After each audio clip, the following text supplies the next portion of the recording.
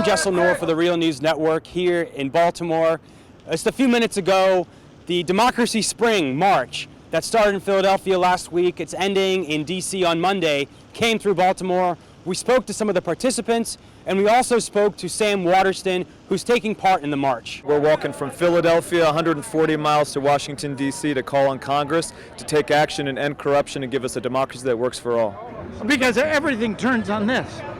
Every other issue that you care about, every other candidate that you care about, turns on this one question about how every voice is going to be heard in our democracy and what the balance of money is going to be in our democracy and how our elections are going to be conducted, because the vote is the center of the democracy. Well, we've made a simple demand to Congress. You need to take immediate action to end the corruption of big money in politics and ensure free and fair elections that give us all an equal voice, right? And if they don't do anything, if they won't take one step of among the solutions that are on the table that they can move right now, then we feel we have no choice but to sit in nonviolently in mass numbers in a peaceful protest and to reclaim the people's house. They either have to listen to the people, do their job and save our democracy, or send us all to jail.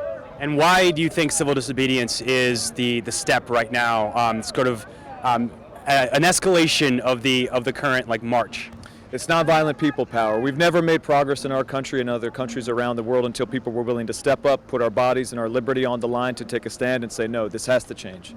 And when you arrive in D.C., what's your message to concerned citizens? Obviously, this has become a huge issue in this election campaign, and it's been Bernie Sanders, independent senator from Vermont, that sort of took this in the forefront, and now other candidates have also said this is important. Yeah, well, this is a nonpartisan movement, right? And we're calling on Americans across the political spectrum, progressive, conservative, independent, to join us and to take a stand and say to members of Congress, anyone running for office, for any office, if you want to represent us, you need to make a decision. Are you with the people on the side of democracy or on the side of big money and corruption? And if they choose the wrong side, we should take them out of office. And so, obviously, power concedes nothing without a fight. What is going to be your response if, after your sit-in, there's still no action? What is the next step going to be?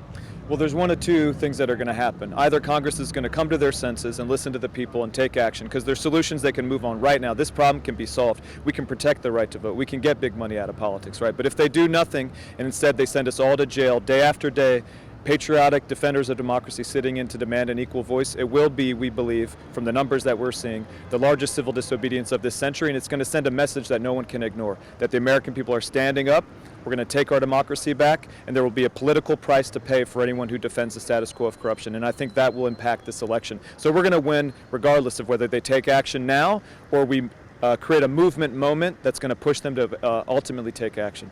Thanks so much. Thank you. Great to be here. Stay tuned to The Real News on Monday, Tuesday, and Wednesday, as we're going to be live streaming the protests and demonstrations the Democracy Spring will be carrying out in Washington.